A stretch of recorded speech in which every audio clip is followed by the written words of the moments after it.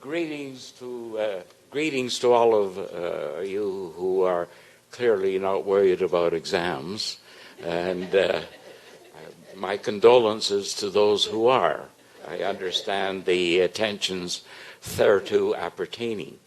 Let me say very briefly, which is unusual for me, but nevertheless, that I'm really honored to be able to introduce a good friend. We go a long way back. As Howard will tell you, we go back over 50 years.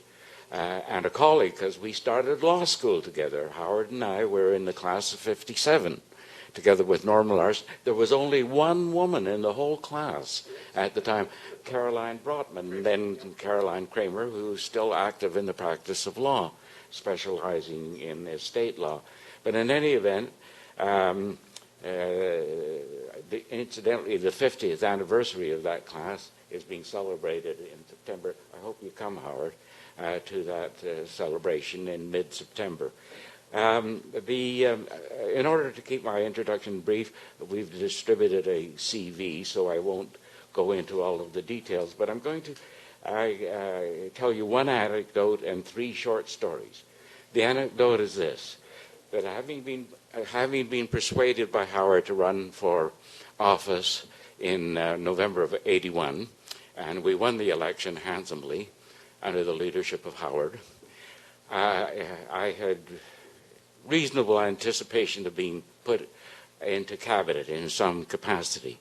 And so you wait breathlessly by the phone, and the phone call comes, and Howard asked me to come down, and I came down, and he said, well, Roland, what would you like to do? I said, well, I think maybe Minister of Labor, having been on many picket lines and having bargained the first collective agreement between the faculty union, and I thought I was really a labor guy. Labor, he said, that's a junior portfolio.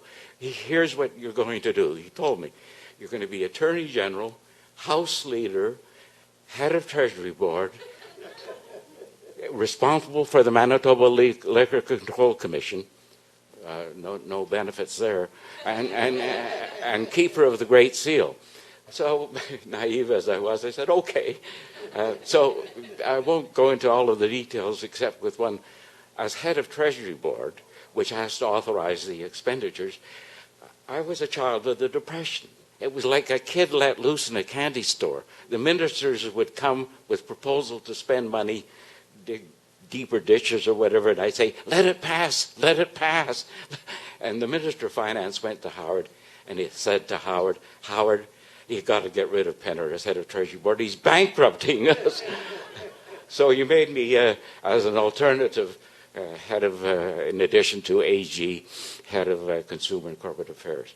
The 3 stories I want to tell you more about Howard, the Howard you're about to hear, than the CV does. He was the minister responsible for public insurance when it was introduced in 1970. The bitter political battle was enormous. At one time, there was a demonstration at the time when the bill was introduced for second reading of 10,000 people on the lawn of the legislature opposed, saying this is socialism. Some saying it was communism. Some called Schreier Ed the Red. It was bitter. And there were those in caucus who wanted to compromise somewhat. Howard, who had the lead, said, no, we will make certain concessions to make sure that the agents are going to benefit to some extent, but we're going to pass that bill. And it passed. And it took a lot of courage.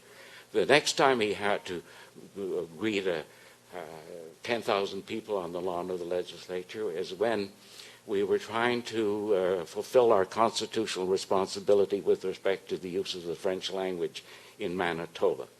And I was the minister in the lead of that. And as usual, I got the government into trouble, into serious trouble. But Howard said, no, it may cost us, but it's right in principle. We are going to proceed. And indeed, the Supreme Court justified our position, but it cost us politically, there's no doubt about it. But the third thing and the last thing I want to say that illustrates Howard, the person of principle, Howard the person of integrity, Howard, who believes in keeping true, is when finally, as Attorney General, I was able to persuade our caucus and cabinet to introduce the new Human Rights Code with a provision prohibiting discrimination on the ground of sexual orientation. And it was very, very difficult. We only had a two-person majority at the time, and there were at least 3 or 4 of our caucus who, on ideological, religious grounds, felt they couldn't vote for it. And what Howard did is he called each one of them into his office, one at a time, and he said, "This is all about equality. What problem do you have with equality?" And he persuaded them to vote for the bill, and it passed in a tumultuous session, July 17th, 1987. I'll never forget that night in the legislature, led by a person of principle who believes in keeping true, my good friend, Howard Pawley.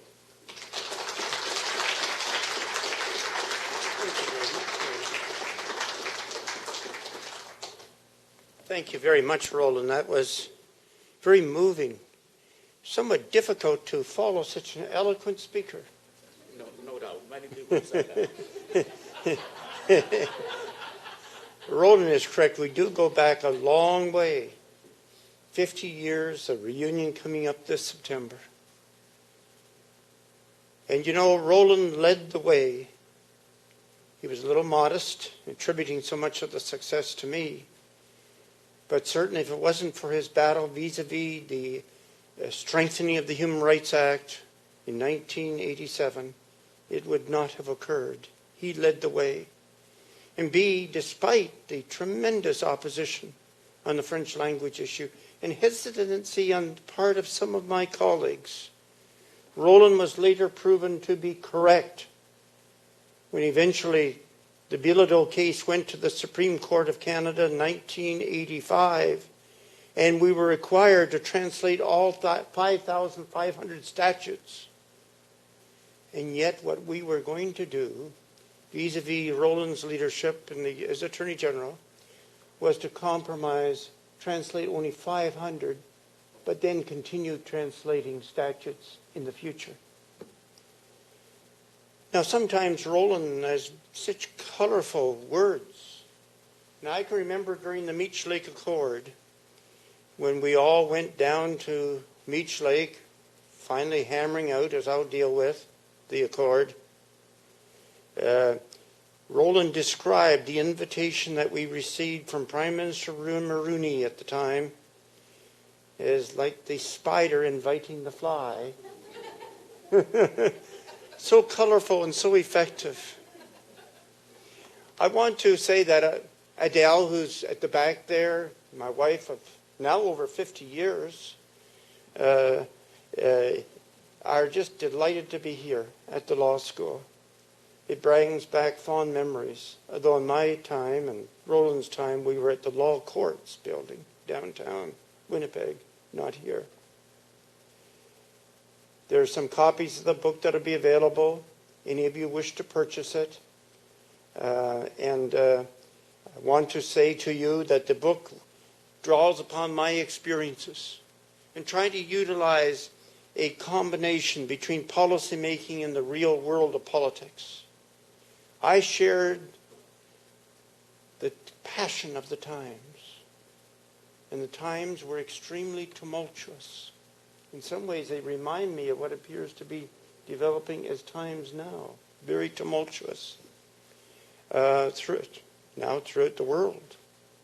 The book describes how issues, how personalities, forces, institutions interplay in the policy-making process, how regional policies can sometimes take on national significance. And there'll be examples that I'll list in which that happened. How national or provincial governments can be influenced by the environment of the day, by ideology, and it relates to factors as well, of personality, circumstance, and sometimes you will hear about comedy, bizarre, rather humorous experiences. Summary, the book is anecdotal, primarily. some would say subjective, but admit that it's relatively objective, coming from someone that wrote his own memoirs. I think you'll find objective elements to it where I acknowledge errors on our part, and is reflective and analytical examination. Now, getting to the thrust of the speech itself. I want to just give you the setting of federal-provincial relations. It was an ugly atmosphere. I can remember my first Premier's Conference. I was at the Chateau Frontenac in Ottawa, receiving a call from Premier René Lévesque, inquiring whether I would be going to a private dinner that night in Governor General Schreier's residence with the other premiers. I said, yes, I'm intending to. Well, he said, I won't be going, but I would appreciate if you would tell me if anything is said adverse to Quebec. I said, well, why should I be the one to do that? You know the other premiers, you don't know me.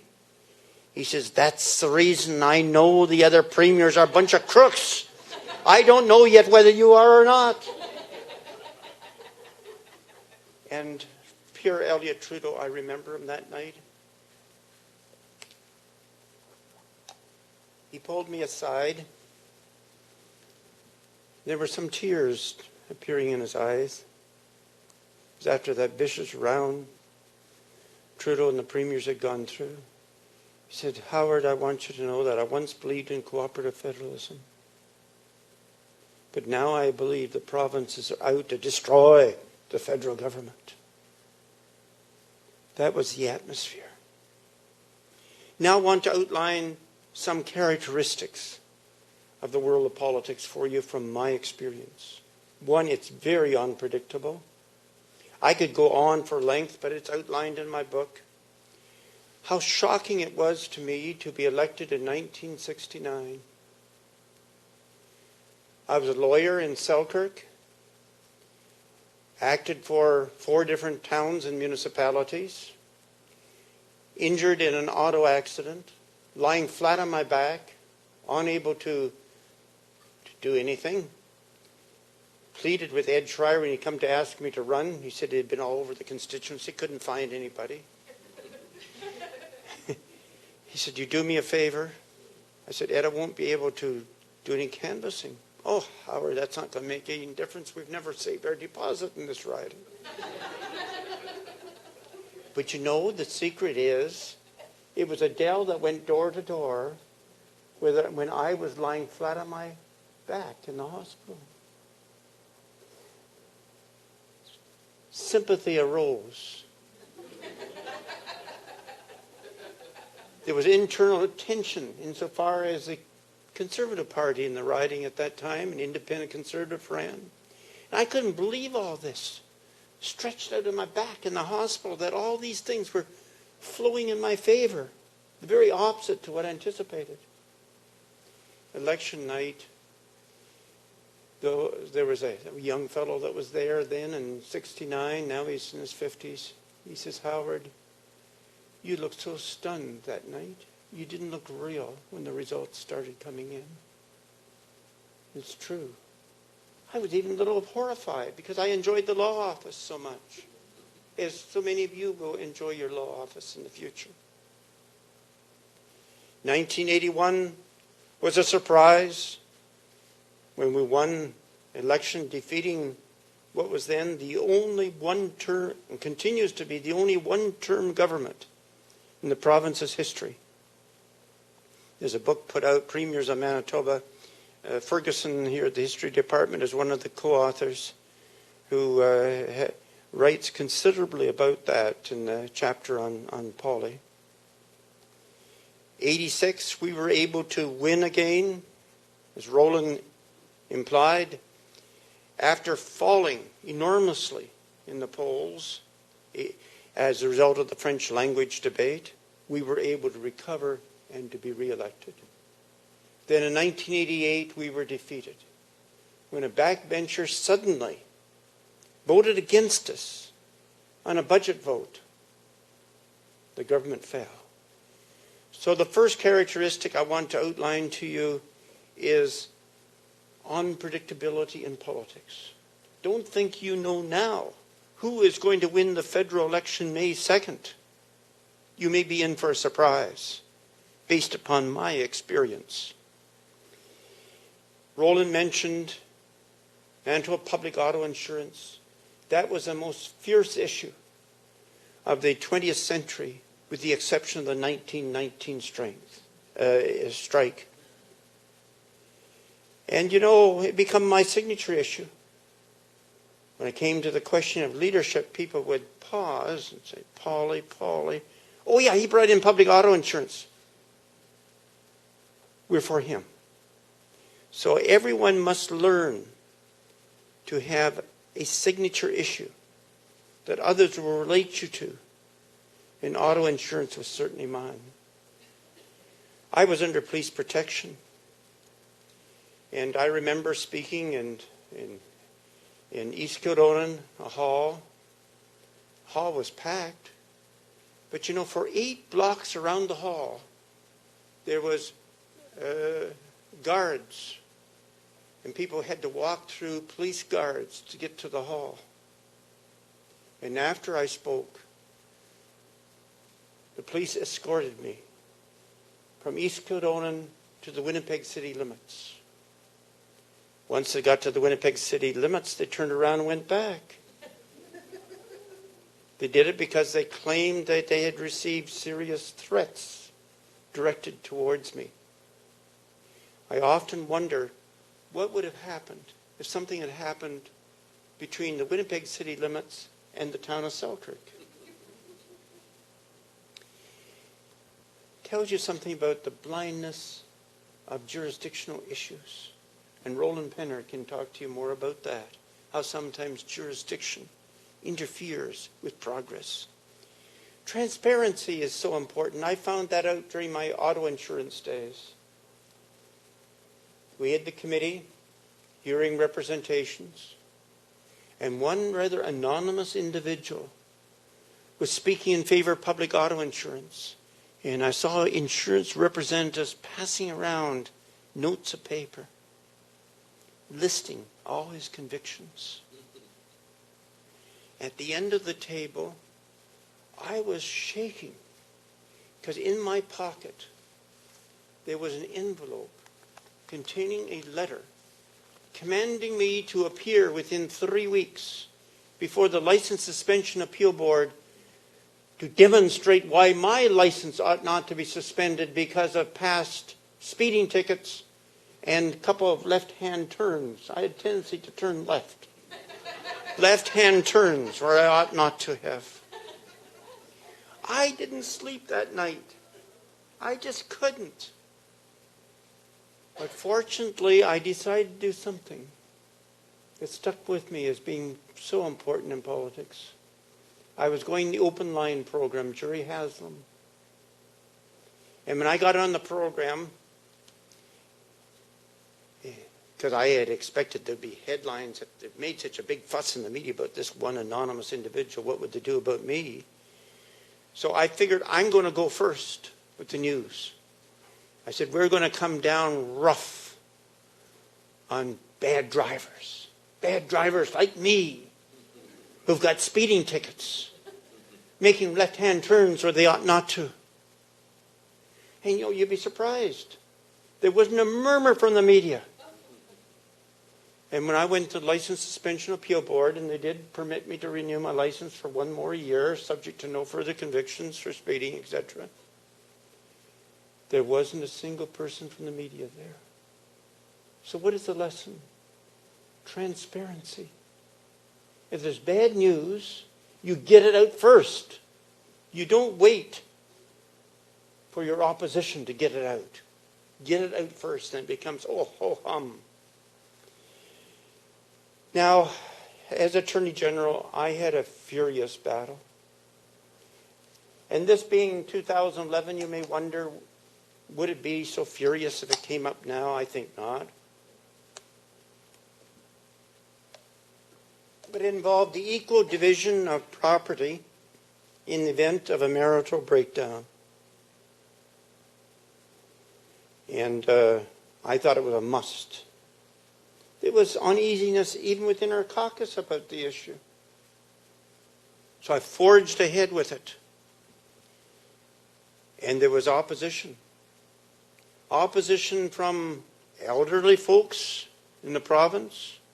A lot of opposition from lawyers, interestingly, because they made submissions to our committee saying, what happens if we have a partner in the law firm and the partner's marriage breaks down?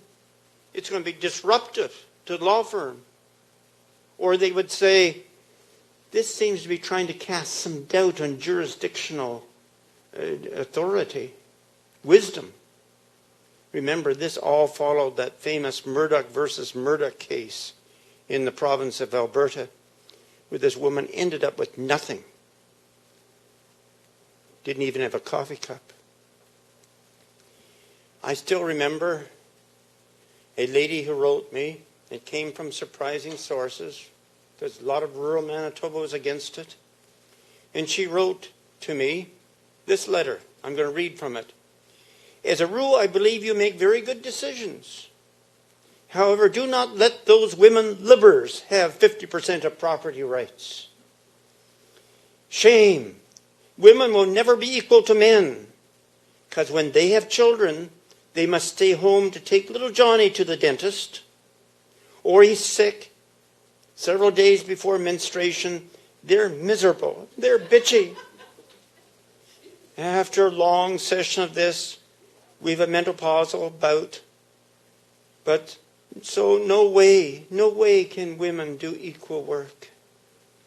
Do you mean to tell me women who are driving off to work each day should get equal shares after the husband has made his own meals and helped clean the house?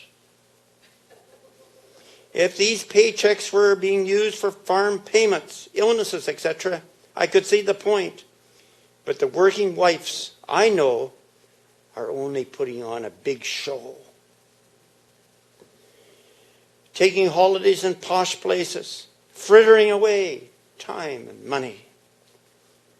The writer ended, I have only 2 boys, and believe me, I hope they never marry. When I see what the province is offering, please do not have a 50-50 split. It was signed with the lady's name and postscript, with a little note, happily married for 25 years. Well, I was so pleased when that legislation was passed. Now, I would just add a little bit of humor to it, too, because we were defeated not so long afterwards, but I don't think the defeat in 77 of the Schreier government was because of this legislation, though it did create a lot of opposition. But Sterling Lyon was adamantly opposed. And he brought forth legislation within months of his new government, which provided that for opting out in a 6-month period for any that might wish to do so. During the debate, one of my members, Len Evans, got up and accused Sterling Lyon and the Conservatives of being anti-women, to which he responded, anti-women? Anti-women? Nonsense. We've been good breeders. He didn't realize the press gallery was packed full of reporters, and it was the huge headline for the next few days. So you've got to be careful what you say in politics, don't you? It is critically important in politics to focus on the public's priorities. And an example of that is in 1981 when we won, many pundits felt we would not be elected. Sterling Lyon had been elected with the largest percentage of vote in the province's history in 1977. Never had a government been defeated after only 1 term in office. Sterling, though, was involved fighting the issue of the Charter of Rights, the repatriation of the Constitution. In fact, with other premiers, he had spent 2 years on that issue. And being a very eloquent premier, and he was one of the most eloquent speakers I have ever met. He would lead the premiers in their battle to prevent the enactment of the Charter. Now, in case you think otherwise, I would say that at the time, if you took a referendum, I think the majority of Manitobans agreed with Sterling Lyon because they were anti-Trudeau. So he was probably on the right side of the issue. But unfortunately for Sterling, the recession of the 80s had already hit. Thousands of our sons and daughters were leaving the province. And on one occasion, I made a speech saying, our Premier has discussed and rediscussed the patriation of the Constitution. During that period of time, thousands of our sons and daughters have left this province. They fled to Alberta, to Saskatchewan, to Ontario. I say to you, if I am elected, I will not be working to repatriate the Constitution. Instead, it will be to repatriate our sons and daughters back to Manitoba. I kind of stumbled onto that line, but got a standing ovation. And momentum built up during the campaign. So it's a point where you have to focus. Make sure you focus on what is the main concern of the electorate. But unfortunately, irrational emotions often override reason in politics. And Roland Penner mentioned that to you. He was right when he recommended to Cabinet. Cabinet was right in approving it, that we go with changes in order to rectify what had been the undoing of the Constitution of Manitoba in 1870 when the 1890 Manitoba Act had been passed. Many of you have already taken, I'm sure, courses on that huge battle and the constitutional factors that were involved. But there was so much anger, so much venom in the province. Our support fell to less than 20%. And I described this in detail in my book and all some of the stories. Police protection, I had it again. It was a huge battle. And I outline in the book how we managed to recover after perhaps one of the most venomous battles in the province's history, the French language debate. I outlined the strategies that we used and how, upon our re-election in 86, we were able to enact the most progressive human rights legislation in Canada, the most progressive environmental legislation in Canada, and also progressive labor legislation. Also, and I don't want to overstate my time. I got 5-10 minutes left. Oh, yes, you're good. Good. Beware. I'll let you know. Okay, you let me know. I've got a hook here. Oh, okay. Just hook me down. Please. A warning to you, in your own personal lives, as well as politics, beware of promises, even if they come from the top. And some of you probably have read the Free Press version from my book, the CF-18 issue. We thought it was going to be a fair bid. And Manitoba had a real opportunity with Bristol Aero of securing that contract. But pressure mounted on Maroney within Quebec. They were fearful that the Parti Québécois, rumors reached us that that commitment was being undone. And I still remember my conversation with Brian Maroney, October 23, 1986. Brian, I hear rumors that your commitment to the lowest bid, best quality product, may not be followed. Oh, Howard, my friend, don't you know I am a good friend of the West? No decisions have been arrived at. No decision's been arrived at. I haven't even had an opportunity to really look much at the file. That was October 23, 1986. I think it was November the 2nd. The announcement is made from Ottawa. Oh yes, he promised he would phone me prior to making any decision. November 2, Adele will tell you just how furious I was. The news came out. Despite the lowest bid being won by Manitoba, the contract was being awarded to Quebec. It was from that incident that the Western Reform Party sprung into life. It triggered the birth of that party in Western Canada. And unfortunately, the Liberals and Conservatives pussyfooted on the issue in Ottawa. So they didn't provide a clear alternative insofar as the Conservatives and Maroney were providing. So watch promises wherever they come from. Prepare for Plan B. And then I remember the Meech Lake Accord. Yes, it was a debacle. And we met. Roland was there. 16 hours straight. We met and we discussed the accord. I think it was to 5:15 in the morning. I was exhausted. I had been quite unhappy about different aspects of the accord, and I managed to get some changes.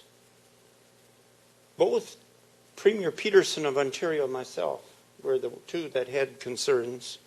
And we got some changes to the Distinct Society Clause, and most important to me, to the national spending power provision. There weren't as much as I'd liked, but progress had been made. And we thought, went through my mind, Ontario was certainly getting on side. I thought, how is it going to look if I'm the only premier here to walk out? It appeared that I'm just trying to get my revenge with the Prime Minister because of CF-18. So I very reluctantly agreed. But warning that Manitoba would have hearings, task force that would travel throughout the province, that would hear from Manitobans. And that, depending upon the results of the task force, we might have to get back together again. And I also complained, I had tried, and I was very, very disappointed. We had just gone through the 4th hearing to see if we could obtain Aboriginal self-government. The hearings had started in 1983, continued to 1987, and we had managed to get 6 of the 10 provinces on side. We were one short. Why were we just one short? Because Quebec didn't show up at the table. Roland Penner played a major role in our arriving so close to success in the Aboriginal file. It was BC, Saskatchewan, and Alberta that were adamantly opposed. The rest of the provinces had gotten on side. So I felt very uncomfortable about the Meech Lake Accord. And it does tell you something, because there are major ramifications from that, as you know. Flowing out of the Meech Lake Accord was the Charlottetown Accord and the debacle, the rise of the separatist movement in Quebec, the Bloc Québécois. These were all after effects. And unfortunately, we've been afraid ever since, as Canadians, to go back to the constitutional table. Although there's a whole list of items that we should be prepared to talk about at the constitutional table, involving powers, the Senate, etc. But nobody wants to go back. Because those of us that were present, the Meech Lake Accord, 7 of us did not survive the next term in government. So there was quite a political backlash to that. My final chapter demonstrates the importance of human chemistry, how human chemistry can provoke defeats in politics, in Parliament. When a backbencher, I didn't expect to vote against us, I don't know about Roland, suddenly got up and voted against us and caused our defeat, the end of our government. At the worst possible time, when auto insurance rates had soared to 20% because of a very bad winter leading up to 1988. I had mentioned signature issue. There's another lesson there. Signature issue can be positive, can also be negative. I failed to ensure there was a public utilities board, which you have now, and which has ordered a rebate to the motorists of Manitoba. Boy, 45%.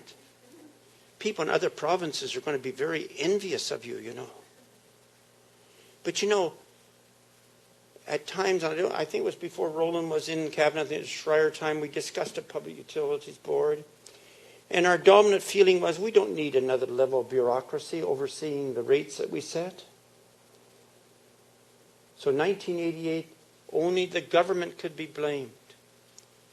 And the common refrain throughout the province was, why would Howard Pawley, the first minister, the first chair of the Manitoba Insurance Corporation, have permitted that to have happened?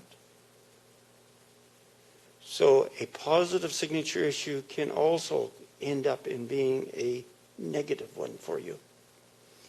Now, I just want to conclude with a few very quick comments, and then we can have a discussion. Sometimes we're accused by some of being a tax and spend government. I want to just mention that contrary to the publicity at the time, which was false, we left a surplus, the budget of $58 million in Manitoba. We were the only province in the prairies to leave a surplus. Alberta, BC, both left deficits. When we had assumed power in 1981, we had a deficit of $200 million.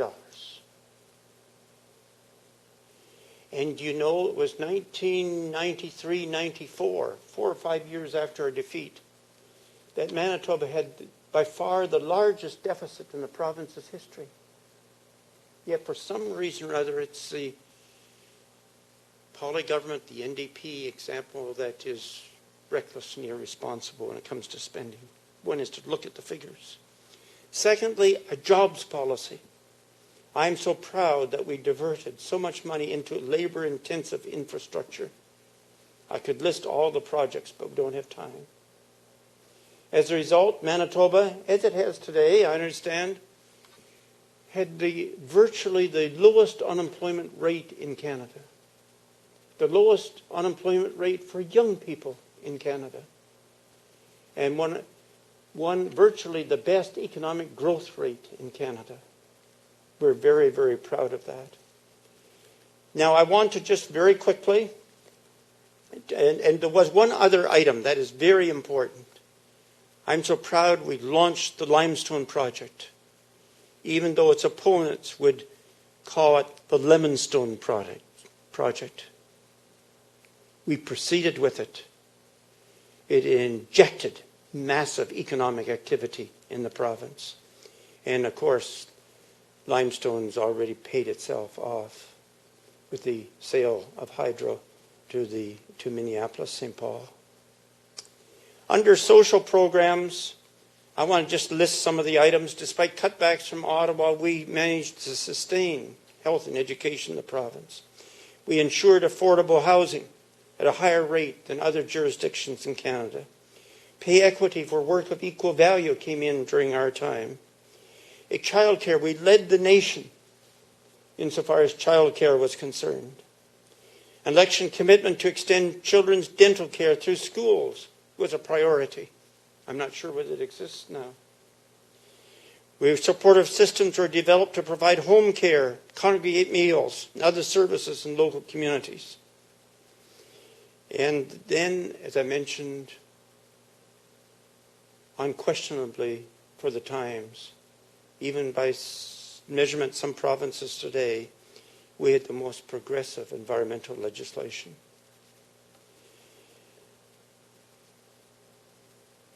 Now, that really comes to my conclusion. I just want to tell you just for a moment, Dale and I, we both look upon Manitoba as our home. Even though I was born and raised in Ontario, I came out here when I was 17. But you must be wondering, why did he end up in Windsor, Ontario?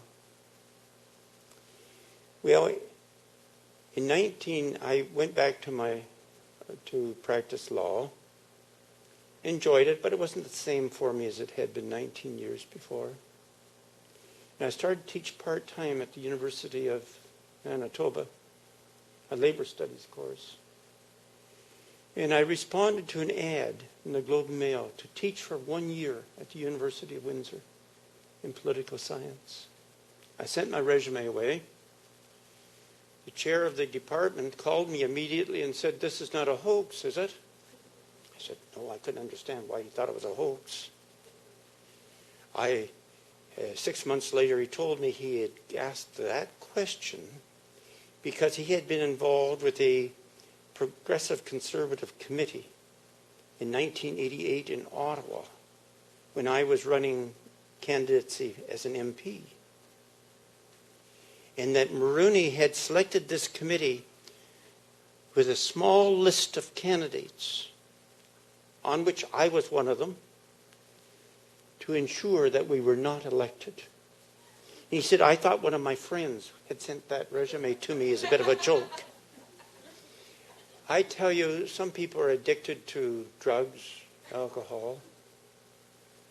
I'm addicted to teaching at the university. To me, it was a life after politics. I taught a course last year, probably will this coming year. And I've been at a number of universities besides Windsor. I've just enjoyed it so very, very much. But I do see this as the best province in Canada. And it can continue to be improved and built upon, improving the quality of life of those that live. We can choose one of two paths, a path that will go forward, a path that will go backwards. I'm confident that the generation to be and the generations that will follow will ensure that's a path forward, not the one backwards. Thank you very much.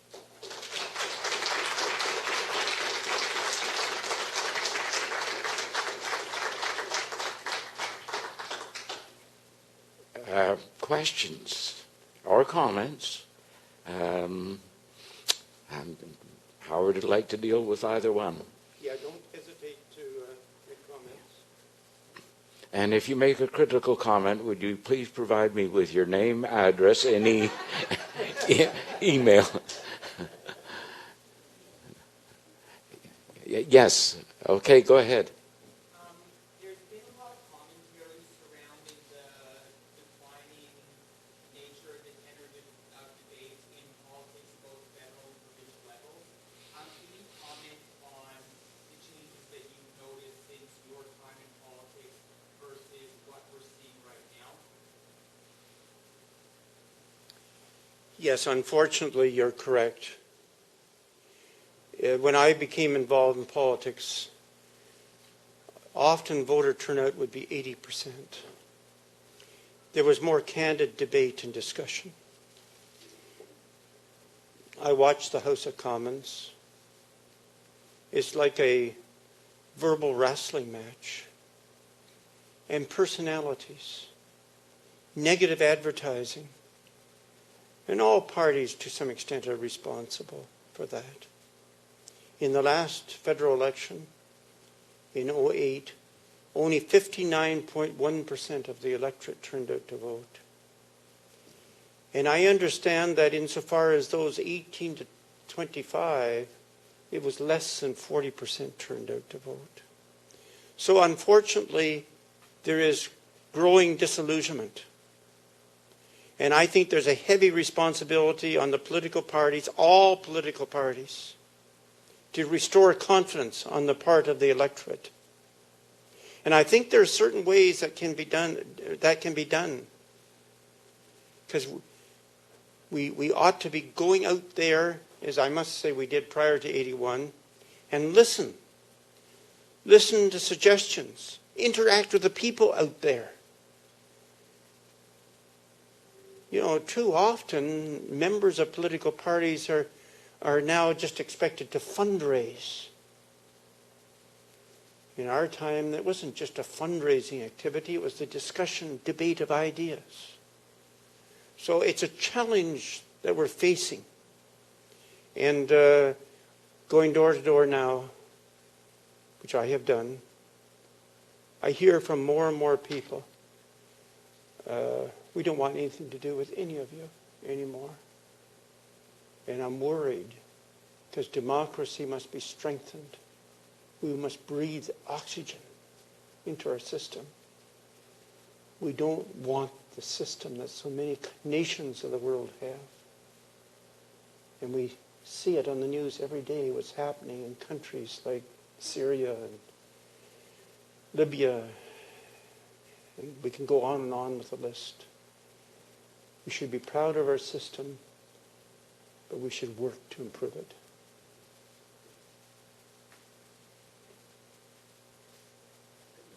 Why don't you be moderator? And Okay, yes.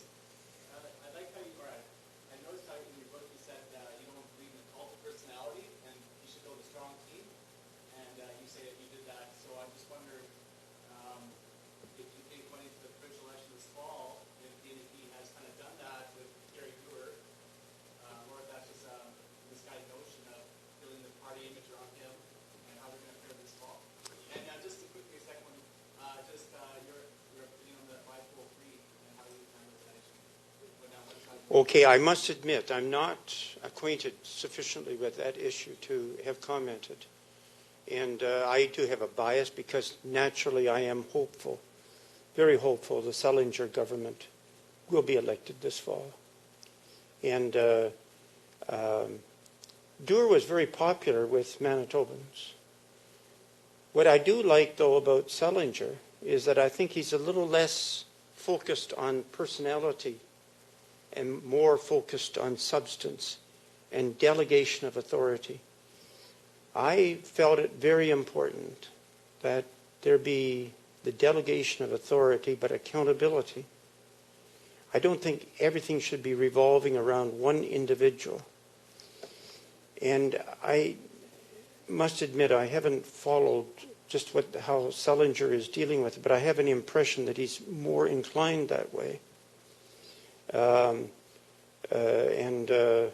I think it's critically important that we delegate authority, because to me, the reason for my becoming involved in politics is I strongly believed, and continue to strongly believe, in the dispersal and more equitable distribution of both wealth and power. Wealth and power. And that's why, of course, I'm on the left when it comes to economic matters, but I'm also, in my view, on the left insofar as democratic power. I want to see power dispersed, but I want to make sure there's accountability so that we can deal with those instances of abuse of authority. The election this fall, I think it will be very tight, very tight. There's a danger from the point of view, and I speak from a bias, that a lot of Manitobans will say, well, now the NDP have been in power now for 3 terms. It's time for a change. I'm fearful of that. But I think Dewar is showing a side of his leadership that is compelling it to become Selinger. That is going to cause this to be an opportunity for the NDP to still have another term of government, a different manner in some respects. And I think it's a strong role. Thanks. Yes.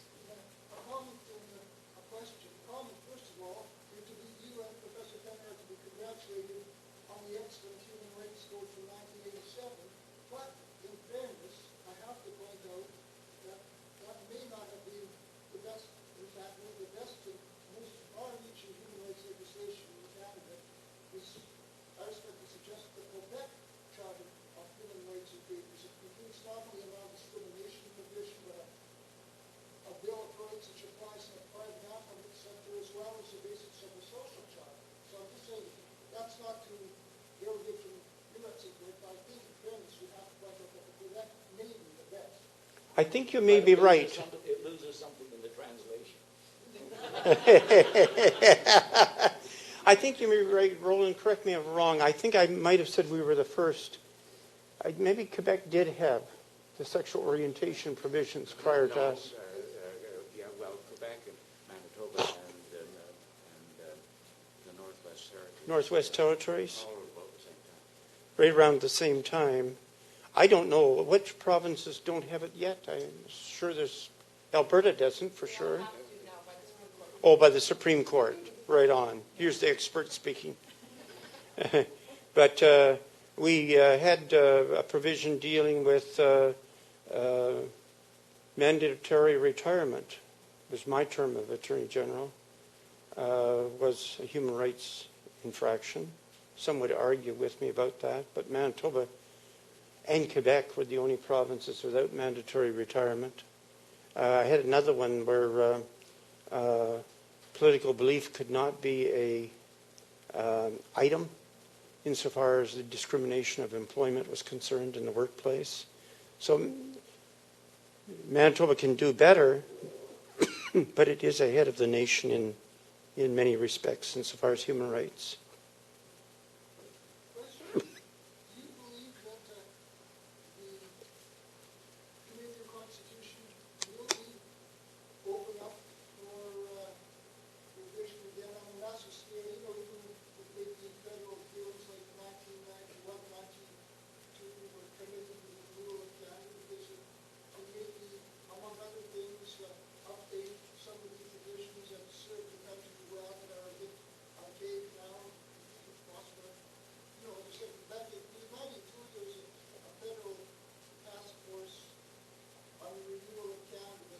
I think they might, you know, went out to Charlottetown, do you think that something like that is possible there?